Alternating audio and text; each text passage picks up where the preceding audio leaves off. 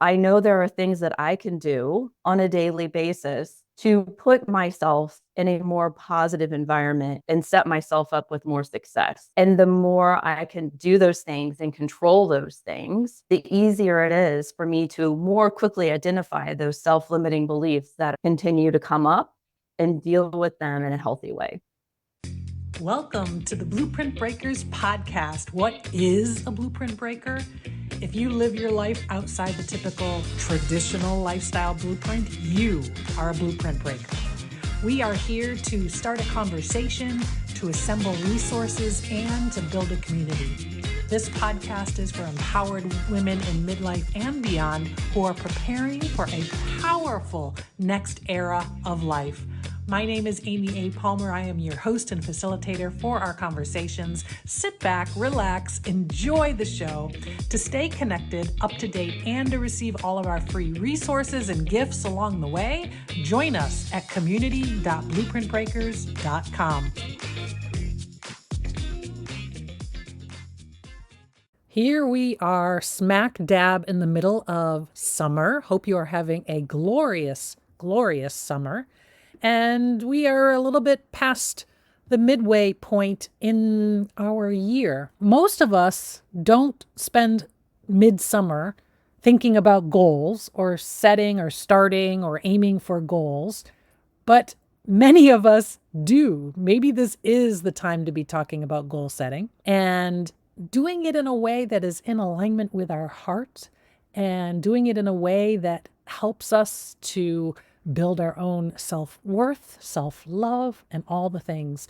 That's what today's episode, self-worth, self-love, and heart-centered goal setting is all about.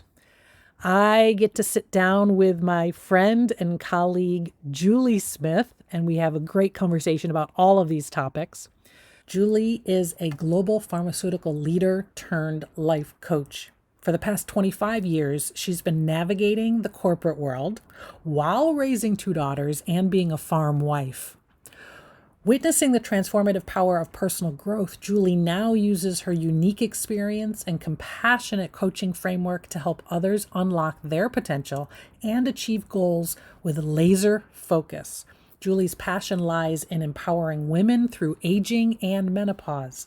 She expertly blends critical thinking with empathy, providing the perfect balance of challenge and support to guide clients on their journey to a life they truly love. Julie and I met through a content creation course that we both took, given by Glow Atonmo, and we both happened to be in the same coaching program, the Growth Day coaching program with Brendan Burchard. So we have a really nice conversation in this episode. We're going to explore goal setting, transformation, mindset, self-worth, self-limiting beliefs, how to reframe your thoughts, all the things. Hello, Julie. Welcome to Blueprint Breakers. It's so good to see you. Hi, Amy. Thank you so much for having me on Blueprint Breaks. Say it 10 times. Say it 10 times fast. How do you say that? I know. I'm so used to it that it rolls off my tongue now. Blueprint breakers. But in the beginning, yeah, it was a little bit of a tongue twister. Well, Right. I mean, you are definitely a blueprint breaker, which is why you are here. So we're going to talk about that. So let's start with a little bit about your story. I'd love to hear sort of your path, your journey, what inspired you to become a coach, just anything that you're willing to share. Sure. So I started in this personal development space probably 11, 12 years ago, maybe even a little longer than that. And the deeper I've gotten into it, the more I realize how powerful our mindset is. And whenever somebody talks about mindset, if you're not into that personal development space, you may not think much about mindset. But the more I've learned, the more I've seen how important our mindset is and how that plays into our everyday actions and thought process. And I believe it was in 2020, I hired my first life coach for myself because, like I said, I was really getting into personal development. And I thought, to take this to the next level, to really grow, I need to have a one-on-one coach for myself. And so that's when I got my first high performance life coach. And it was so life changing that I decided to become a life coach myself. That's how much of an impact that had on me. Was I became a life coach myself. And I truly feel like it's a calling for me. Whenever I'm working with somebody and coaching somebody, I can just really feel the energy, and it's so exciting. And my legacy is just to fully live into my life so that my Mhm. daughters can fully live into theirs. Mm. So it's to be that role model for them. I love that. Yes. Yes. What a great mission and reason and your why all, all wrapped up into to one there.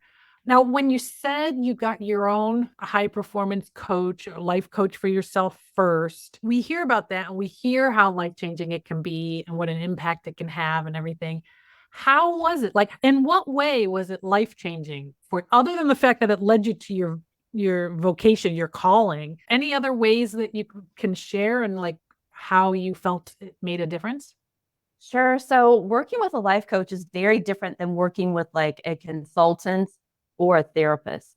So a life Uh-huh. coach is going to be really working with you on the future and your forward thinking. So that therapist is going to be more working maybe in the past and maybe the traumas and some of the whys. And with a life coach, you're going to be working on how do you want your life to look tomorrow? How do you want your life to look in a year? And what's the next best intention for you, whether that's a thought, what you're going to say, whatever your action is. So it's really forward looking.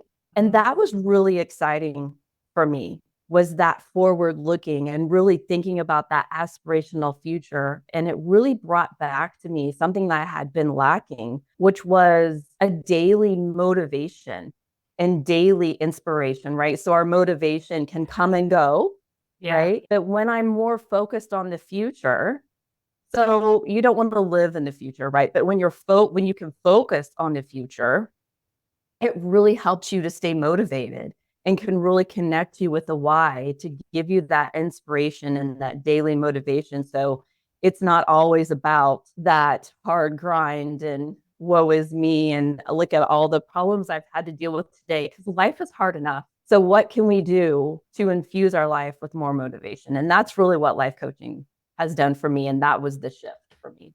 Okay. Okay. Yeah, I like that. That's a real clear differentiation between, therapy and, all of that. So thank you. So let's talk about mindset. We talk about like mindset, self-worth, confidence, like it all kind of, I don't know how interchangeable the terms are, but they tend to be used as if they're interchangeable. I'd love to hear from you. Like, why do you think it's so prevalent for us, for all of us, no matter what level of success that we have, to really work on all those things? Sure. So when you think about your mindset, it's so common, and something that I struggle with daily is self-limiting beliefs. And I really feel, especially, I think women in society, there's so many self-limiting beliefs that we already have. And for me, I was also a people pleaser, right? So Mm-hmm. I would always second guess myself and always think, oh, well, that person didn't smile at me in line while we were waiting to get our coffee. And so I must have done something wrong. I had no clue, right? That was my ego trying to take over and control a situation when that person maybe have just been in a car wreck and had a really bad Yeah, day, right? Had right. They're nothing to not do thinking with about you, right? They're not not thinking. thinking about me. Yeah, they're not thinking about me at all. But in my Right. mind, my mindset had created this scarcity mindset and was always looking to confirm that bias that somebody didn't like me or that I wasn't good enough, and was trying to confirm, looking for ways to confirm my self worth, which was not what it should be. Right. And Mm. therefore impacted my confidence in myself. And so what I found is, especially working with a life coach, was looking at my mindset and saying, is that true? And really paying close attention to the thoughts that were going on in my head and really testing them and saying, is that true? What evidence do you have to support that thought? And just that little question, just that little trigger can really open up your mind and help you realize that, like you said, a lot of times people aren't even thinking about you. There's whatever else is on the mind, on their mind, right? Right.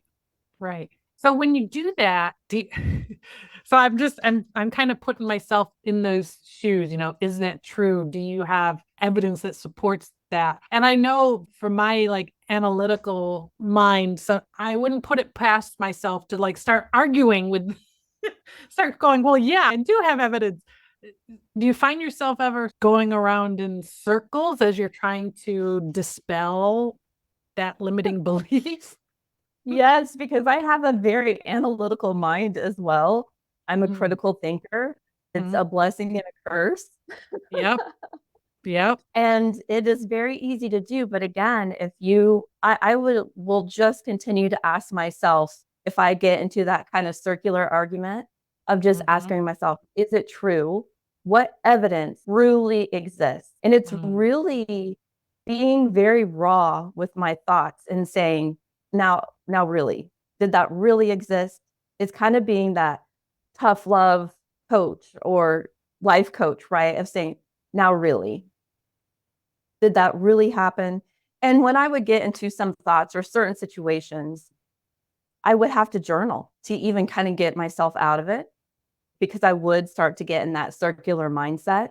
So, one of the great tools that really helped me was just journaling about like a specific situation. For instance, I had a supervisor one time that I thought she was always mad at me. She was Mm-hmm. just, she had other things in her life going on and it had nothing to Mm-hmm. do with me. But it took me Right. years to realize that. But I started journaling about how I was feeling based on the interactions that we were having and trying to overcome and find that evidence of Right. what the truth was. And just by even journaling and getting those thoughts out of your head is very freeing. Okay. Okay. And it's almost like you're deconstructing the thought. It feels like, right? You're just Yeah. deconstructing it to get to the core and questioning the validity of it. Does that end up does that end up reframing the belief? Are you ever able to just sort of completely reframe it, or where does it go from Yes. there? Yeah. And it's one step at a time because you have to believe the belief, right? So, for instance, for many years, I was not happy with my weight. Mm-hmm. And so, therefore, I wasn't comfortable wearing certain clothes and bathing suits and things like that. So I would never be able to create a belief of I love how much I weigh and I love seeing myself in a bathing suit. Okay. That wasn't a belief I was immediately going to have because it wasn't believable for me. Okay. But what I could believe was I have great eyes and I love my eyes. I have a great smile and I love my smile. So by starting with the things that I actually love about myself, and that others were very complimentary on that also gave me that positive evidence Right. allowed me to slowly change that belief to the point now where I can say I love my body as it is. But it didn't start that way, right? It started with the belief that was truly believable and one step at a time building on that.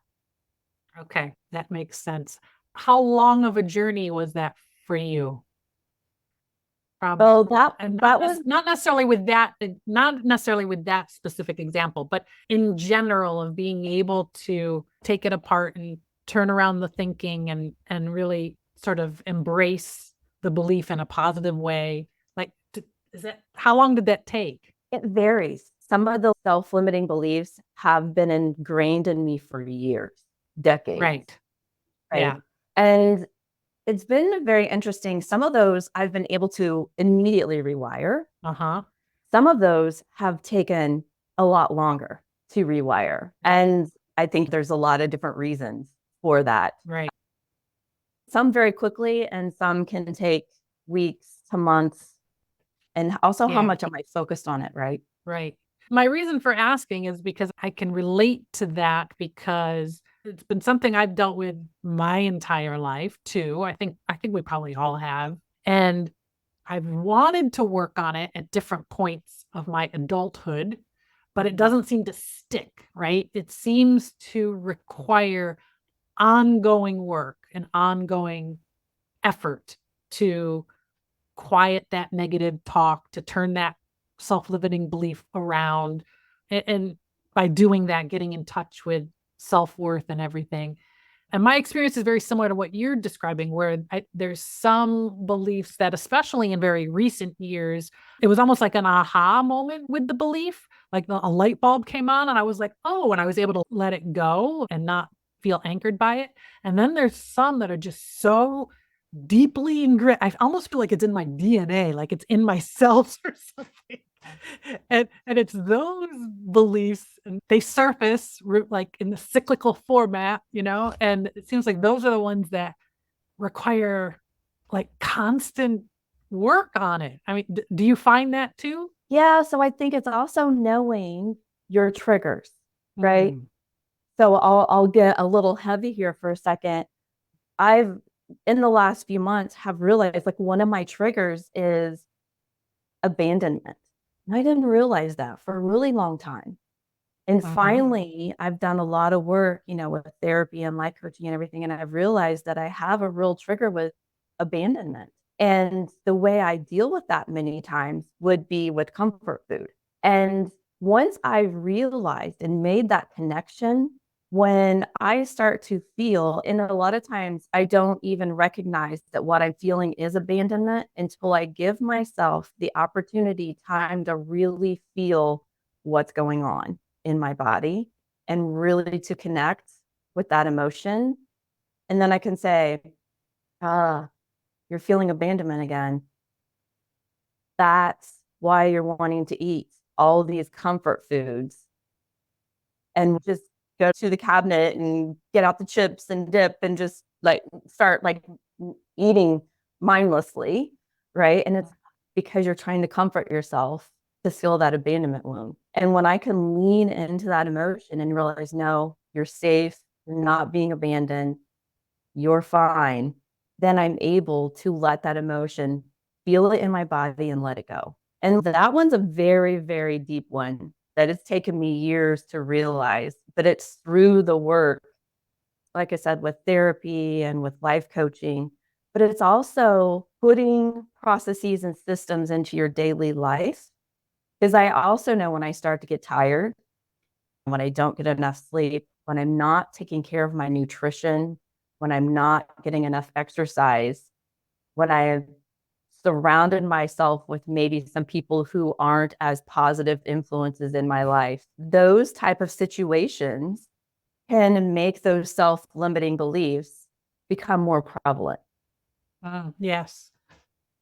So I know there are things that I can do on a daily basis to put myself in a more positive environment and set myself up with more success. And the more I can do those things and control those things, the easier it is for me to more quickly identify those self limiting beliefs that continue to come up and deal with them in a healthy way. Okay. And do you feel like that is what ultimately gives us the feeling of self-worth?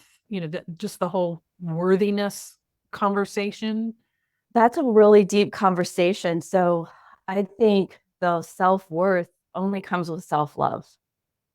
Mhm. And I think being able to love yourself as you are is the foundation for the self worth. Mhm. Right. Yeah. Sounds like it is connected in some way. So maybe if you're getting in the habit of really working on those thoughts and working on those self-limiting beliefs, your feelings of worthiness grow over time. That Yeah, would be the because you're also taking care of yourself. If you're yeah. really putting yourself into a positive place every day with good nutrition, good sleep, meditation, exercise, and surrounding yourself with like minded people that are growth minded, that's showing yourself self love, Uh-huh. which is also then helping you. Showing yourself that self love continues to give you more confidence and more building blocks to help you overcome those self limiting beliefs and gives you, right, that self love that you're surrounding yourself with. Beautiful. Beautiful.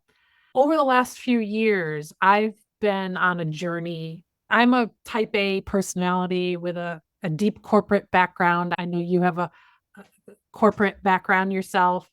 And so I tend to be very much in the do mode, and I've been really working on being more in flow and being more connected to what I'm doing and less of the hustle and the grind. But I can't, while doing that, I can't ignore the fact that I still want to like have goals. I still want to set goals. And so I wanted to talk about that with you because I know you've done some work around that. How can we be productive in achieving our goals without falling into that temptation of push, grind? Do you have any thoughts or ideas around that? Yeah, I do. I have a lot of thoughts around that actually. Because like you said, I feel and have experienced exactly what you were just describing. Corporate backgrounds, very goal oriented, smart goal oriented. I think most people are very familiar with smart goals. And I always struggle with smart goals. Like they never kept me motivated. I understand the purpose for them, but they were never motivating for me. And so I've created what I call heart goals. It's setting goals, but it ties back to also regulating my nervous system in such a way that doesn't make me feel anxious, doesn't make me feel that stress and that go, I got to achieve, and that pressure. So the heart goals, so the H in heart is healing. The very first thing I always look at when I want to set a goal is how does this affect me? And is it helping me to heal an area of my life that I want to improve in? And I think the word healing, right, has a very different connotation from just saying you want to set a smart goal to lose 5 pounds within the next 2 months, right? If you look at it from a healing perspective, you're going to look at a goal that's going to help you improve your health, right? So it's not so much looking at, I got to lose 5 pounds in 2 months, but it's how do I improve my health over the next 2 months? It's a little different perspective that Well, feels a little it taps into softer. the why, right? Yes, yes, yes, The H part really taps into the why part. So that's yeah, good. That's good. yes, yeah. And stick with me there because you'll see a theme. And so Okay. the E is for energy. So when you think about this goal that you want to set or this area that you want to focus on, does it give you energy to achieve this goal? Or does thinking about this goal demotivate you and take your energy away? Or is it forcing your energy in an area of your life that you don't want it to, that it doesn't feel good, but it's a positive energy that you're directing in your life to achieve this goal, and therefore it's going to automatically motivate you? Mm. The A is alignment with an aspirational vision. So again, a bit of the why tie in, right? Yes. How does this, if we're not dreaming big, Uh-huh. we're not going to feel fulfilled. We're going to get demotivated, burnt out, and we're just not going to be excited. But when we have an aspirational vision and we're aligned with that, that's exciting. And then the R is right. And this is where I still struggle from being that very analytical person, and especially in a corporate world. But does it feel right to you? Does this goal, when you really get quiet and listen to your intuition, when you say this goal out loud, does it feel right? So that's what I'm still working on, but it's really important because I'm still working on it. That's why I know it's a good point to have. Yeah. And that sounds like it's one of those things that you know it when you have it. Like you know if it's right when it's right. I don't know if I'm Yeah. making any sense, but it's like Yeah. you know it when it's there. That's when it's Yes. right. Yes. Is that Like correct? Is that? that's correct. Like you can say it and you get that little jolt of, woo. Yes. Yes. Right. And then the T is tied to a strong why. So back to what you were saying about the healing, like all of Good. these are a bit tied to a strong why. Yeah. So when your goal is tied to a very strong why, the odds are that you will achieve that goal, because that is what also will continue to motivate you every day whenever you don't feel or want to do something. But when you have that strong why, that's your motivation to continue to move forward to achieve that goal. So that's how I go about setting goals now.